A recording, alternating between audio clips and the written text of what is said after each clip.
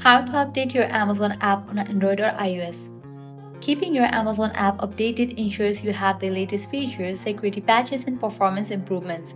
Whether you are on Android or iOS, updating the app is quick and easy.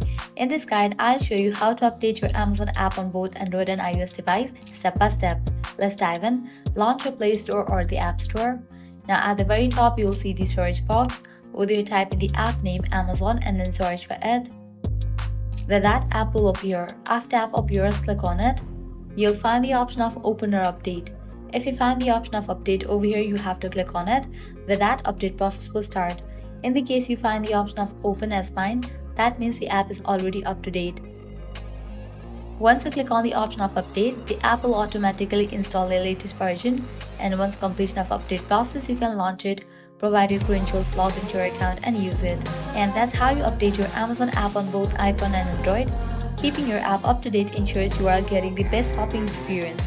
If you found this guide helpful, don't forget to like, share and subscribe to our channel. Thanks for watching.